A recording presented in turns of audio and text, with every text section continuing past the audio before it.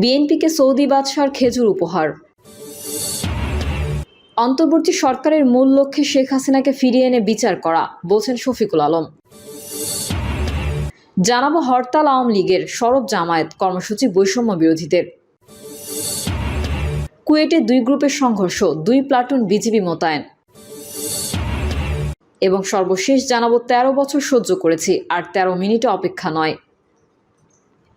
এতক্ষণ শুনছিলেন সংবাদ শিরোনাম, এবারে বিস্তারিত।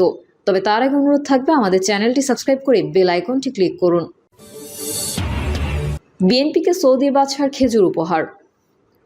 পবিত্র রমজান মাস উপলক্ষে সৌদি আরবের বাদশাহ সালমান বিন আব্দুল আজিজের পক্ষ থেকে বিএনপিকে 145 কার্টুন খেজুর উপহার দেওয়া হয়েছে। মঙ্গলবার দুপুরে বিএনপির চেয়ারপারসনের রাজনৈতিক কার্যালয়ে খেজুর পৌঁছানো হয়। সেখানে বিএনপির চেয়ারপারসনের একান্ত সচিব ABM আব্দুস সাত্তার খেজুর গ্রহণ করেন। বিএনপির মিডিয়া সেলের সদস্য সাইরুল কবির খান বিষয়টি নিশ্চিত করেছেন।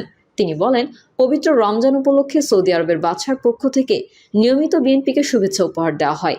এরই ধারাবাহিকতায় এবারও খেজুর উপহার দিয়েছে। এবার 145 কার্টুন খেজুর দিয়েছে। অন্তর্বর্তী সরকারের মূল লক্ষ্য শেখ হাসিনাকে ফিরিয়ে এনে বিচার করা, বলছেন শফিকুল আলম। শেখ হাসিনাকে বাংলাদেশে এনে বিচার করা অন্তর্বর্তী সরকারের মূল লক্ষ্য বলে জানিয়েছেন প্রধান উপদেষ্টা প্রেস সচিব শফিকুল আলম। তিনি বলেন, কিছুদিন আগে জাতিসংঘের মানবাধিকার কমিশনের যে রিপোর্ট হয়েছে তাতে স্পষ্ট শেখ হাসিনা কী ধরনের অপরাধ করেছেন। তাকে মানবতা বিরোধী অপরাধে অভিযুক্ত করা হয়েছে। এটা বড় ধরনের অপরাধ। জাতিসংঘ ও কিছু মানবাধিকার কমিশনের রিপোর্টের পর অনেক চাপ তৈরি হয়েছে। এই চাপের একটা নমুনা দেখেছেন যে ইন্ডিয়া টুডে একটা জরিপ করেছে। সেখানে দেখা গেছে 55% চায় শেখ হাসিনাকে বাংলাদেশে ফেরত পাঠাতে, কিছু শতাংশ চাচ্ছে তাকে অন্য দেশে দিতে। মাত্র 16 থেকে 17% মানুষ চায় শেখ হাসিনাকে ভারতে রাখতে। শেখ হাসিনাকে ফেরত এনে সশরীরে বিচার করানো সরকারের প্রধান লক্ষ্যগুলোর মধ্যে অন্যতম বলে জানান শফিকুল আলম। আগামী নির্বাচনে আওয়ামী লীগের অংশগ্রহণ নিয়ে সরকারের চিন্তাভাবনা কি জানতে চাইলে শফিকুল আলম বলেন, আমরা বারবার বলেছি এই বিষয়ে দেশের জনগণ সিদ্ধান্ত নেবে। তবে আমাদের একটাই কথা, আওয়ামী লীগের যেসব নেতাকর্মী ও সমর্থক জুলাই গণহত্যার সঙ্গে জড়িত, গুম খুনে জড়িত, দুর্নীতির সঙ্গে জড়িত, তাদের সবার বিচার হবে। এটা হওয়ার পর দেশের মানুষ ও রাজনৈতিক দলগুলো সিদ্ধান্ত নেবে আওয়ামী লীগের বিষয়ে তারা কি ভাবছেন। হরতাল আওয়ামী লীগের, সরব জামায়াত, কর্মসূচি বৈষম্য বিরোধীদের। আওয়ামী লীগের ডাকা মঙ্গলবারের হরতালে সকাল থেকে চট্টগ্রামে দলটির কোনো নেতাকর্মীকে মাঠে দেখা যায়নি। তবে বৈষম্য বিরোধী আন্দোলনকারীরা মাঠে সরব ছিলেন। কমিটি গঠনকে কেন্দ্র করে সংবাদ সম্মেলন, সড়ক অবরোধ ও পদযাত্রা সহ পাল্টাপাল্টি নানা কর্মসূচি পালিত হচ্ছে। এদিকে সাবেক ভারপ্রাপ্ত সেক্রেটারি জেনারেল ATM আজহারুল ইসলামের মুক্তির দাবিতে দেশব্যাপী বিক্ষোভ পালন করছে জামায়াতে ইসলামীর নেতাকর্মীরা। এর অংশ হিসেবে চট্টগ্রাম নগরের লালদিঘি ময়দানে আয়োজিত সমাবেশে নগরের বিভিন্ন এলাকা থেকে মিছিল নিয়ে যোগ দেন নেতাকর্মীরা। দলটির নেতাকর্মীরা জানান, আওয়ামী লীগ সরকারের পতনের পরেই প্রথম বড় পরিসরে বিক্ষোভ কর্মসূচি পালন করা হচ্ছে। এই কারণে উজ্জীবিত নেতাকর্মীরা ছাত্র জনতার গণ-অভ্যুত্থানের মুখে গত 5 আগস্ট আওয়ামী লীগের নেতৃত্বাধীন সরকারের পতন হয়। এরপর থেকে বেশ সুবিধাজনক অবস্থানে রয়েছে জামায়াত। কয়েক মাস নির্বিঘ্নে কর্মসূচি পালন করে বেশ সুসংগঠিত হয়েছে দলটি। ইতোমধ্যে চট্টগ্রামের 16টি আসনে প্রার্থী ঘোষণা করে মাঠঘাট চষে বেড়াচ্ছেন নেতাকর্মীরা। এদিকে 5 আগস্টের পর থেকে দেশের বিভিন্ন স্থানের মতো চট্টগ্রামেও ছাত্র নেতাদের মধ্যে বিভক্তি বাড়তে থাকে। সোমবার বৈষম্য বিরোধী ছাত্র আন্দোলনের চট্টগ্রাম মহানগর উত্তর ও দক্ষিণ জেলা ইউনিটের কমিটি ঘোষণা করা হয়। এরপর থেকে সমন্বয়ক রাসেল আহমেদ ও খান তালাত মাহমুদ রাফি গ্রুপের মধ্যে উত্তেজনা সৃষ্টি হয়।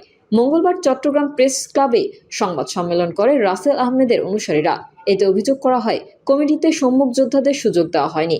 যাদের বিরুদ্ধে নারী হেনস্থা ও কিশোর গ্যাংকে সহযোগিতার অভিযোগ রয়েছে তাদের নিয়ে একপক্ষীয় কমিটি দেওয়া হয়েছে। সনাতন ও অন্যান্য ধর্মাবলম্বীদের মূল্যায়ন করা হয়নি। নারী সহযোদ্ধাদের অবমূল্যায়ন করা হয়েছে। সব মিলিয়ে কমিটি বাতিলের দাবির পাশাপাশি বৈষম্য বিরোধী ছাত্র আন্দোলনের আহ্বায়ক হাসনাত আবদুল্লাহ ও সদস্য সচিব আরিফ সোহেলকে চট্টগ্রামে অবাঞ্ছিত ঘোষণা করা হয়। সবশেষ মঙ্গলবার বিকেলে নগরের লালখান বাজার এলাকায় সড়ক অবরোধ করেন কয়েকজন শিক্ষার্থী। এদিকে শিক্ষার্থীদের এমন কর্মসূচিতে নগর জুড়ে যানজটের সৃষ্টি হয়। দুর্ভোগে পড়া জনসাধারণকে সামাজিক যোগাযোগ মাধ্যমে ক্ষোভ প্রকাশ করতে দেখা যায়। এছাড়া নগরের পাঁচশাইল থানায় 2 নম্বর গেট এলাকায় কর্মসূচি পালন করছে বৈষম্য বিরোধীদের আরেকটি পক্ষ। এই পক্ষটি মূলত কমিটিতে যারা নেতৃত্বে এসেছেন তারা পদযাত্রা নামে কর্মসূচিটি পালিত হচ্ছে। কুয়েটে 2 গ্রুপের সংঘর্ষ, 2 প্লাটুন বিজিবি মোতায়েন। খুলনা প্রকৌশল ও প্রযুক্তি বিশ্ববিদ্যালয়ের ছাত্র রাজনীতি বন্ধের দাবি নিয়ে দুই পক্ষের মধ্যে দফায় দফায় সংঘর্ষের ঘটনা ঘটেছে।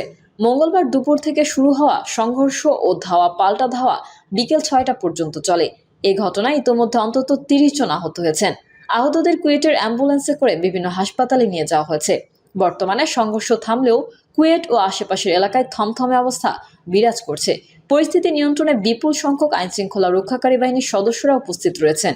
এছাড়া বিজিবির পক্ষ থেকে জানানো হয়েছে, খুলনা প্রকৌশল ও প্রযুক্তি বিশ্ববিদ্যালয়ের শিক্ষার্থীদের দুই গ্রুপের সংঘর্ষের ঘটনায় পরিস্থিতি নিয়ন্ত্রণে 2 প্লাটুন বিজিবি মোতায়েন করা হয়েছে।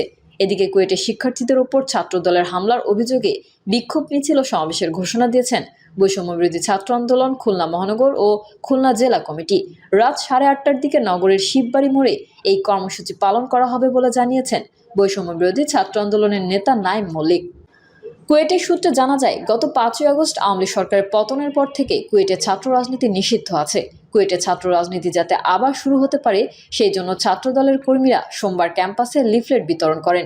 এর পরিপ্রেক্ষিতে আজ বৈষম্যবিরোধী ছাত্র আন্দোলনের শিক্ষার্থীদের নেতৃত্বে সাধারণ শিক্ষার্থীরা ছাত্র রাজনীতির ঠিকানা এই কুয়েটে হবে না দাবি মোদের একটাই, রাজনীতিমুক্ত ক্যাম্পাস চাই। এই ক্যাম্পাসে হবে না ছাত্র রাজনীতির ঠিকানা সহ বিভিন্ন স্লোগান দিতে দিতে বিশ্ববিদ্যালয়ের হলগুলো প্রদক্ষিণ করেন। এ সময় ছাত্রদলের কর্মীরা পাশ দিয়ে যাওয়ার সময় কেন্দ্রীয় জামে মসজিদের সামনে দুই পক্ষের মধ্যে উত্তেজনা দেখা দেয়। পরে পাল্টাপাল্টি ধাওয়া শুরু হয়, যা কুয়েটের বাইরেও ছড়িয়ে পড়ে। কুয়েট পকেট গেট থেকে বহিরাগতরা ছাত্রদলের পক্ষ নিয়ে সংঘর্ষে জড়িয়ে পড়েন। বর্তমানে ক্যাম্পাসে চরম উত্তেজনা বিরাজ করছে। ছাত্রদলের একজন নেতা বলেন, বৈষম্যবিরোধী ছাত্র আন্দোলনের মধ্যে ছাত্র শিবিরের অংশ এবং পতিত সরকারের ছাত্র সংগঠনের পক্ষের 2-1 মিলে ক্যাম্পাস থেকে এবং ক্যাম্পাসের আশেপাশে ছাত্রদলের রাজনীতি বাধাগ্রস্ত করতে চায়। এর পরিপ্রেক্ষিতে আজকের সংঘর্ষের ঘটনা ঘটেছে। বৈষম্যবিরোধী ছাত্র আন্দোলনের কেন্দ্রীয় মুখ্য সংগঠক আব্দুল হান্নান মাসুদ ফেসবুক পোস্টে লিখেছেন, কুয়েটে ছাত্রদল নিষিদ্ধ সন্ত্রাসী সংগঠন ছাত্রলীগ স্টাইলে যে নৃশংস হামলা চালাচ্ছে, এর মধ্যে দিয়ে ক্যাম্পাসগুলোতে ছাত্রদল নিজেদের রাজনৈতিক কবর রচনার পথেই অগ্রসর হলো। কুয়েট সিভিল 20 ব্যাচের শিক্ষার্থী রাহাতুল ইসলাম বলেন, ছাত্র রাজনীতি বন্ধের দাবি নিয়ে ভিসির কাছে গেলে ছাত্রদলের নেতাকর্মীরা আমাদের হুমকি দেন। তারা সিনিয়রদের লাঞ্ছিত করেন। আমরা ভিসির কাছে এর বিচার দিয়ে বের হয়ে আসার পর বিনা উস্কানিতে আমরা তাদের ধাওয়া দিয়ে ক্যাম্পাস থেকে বের করে দিয়েছি। পরে আশেপাশের এলাকার বিএনপির লোকজন সঙ্গে নিয়ে তারা আবার হামলা চালান। এতে অসংখ্য ছাত্র আহত হয়েছেন। বৈষম্যবিরোধী ছাত্র আন্দোলন খুলনা জেলা কমিটির মুখপাত্র মিরাজুল ইসলাম ইমন বলেন, বিনা উস্কানিতে ছাত্রদলের কর্মীরা ছাত্রদের রক্ত ঝরিয়েছে। তারা কুয়েটের সদস্য সচিব জাহিদ ভাইকে রামদা দিয়ে 10টা কোপ দিয়েছে। জেলা আহ্বায়ক তাসনিম ও সিনিয়র যুগ্ম সচিব রাতুলের পা ইট দিয়ে থেতলে দিয়েছে। অসংখ্য ছাত্র আহত, সব তথ্য পরে দিতে পারবো। তবে খুলনা মহানগর ছাত্রদলের সাবেক আহ্বায়ক ইশতিয়াক আহমেদ ইস্তি দাবি করেন, ছাত্র শিবিরের সাধারণ শিক্ষার্থীদের উপর হামলা চালাতে গেলে ছাত্রদল নেতাকর্মীরা তাদের বাধা দেন। পরে তাদের সঙ্গে ধাওয়া পাল্টা ধাওয়া হয়েছে।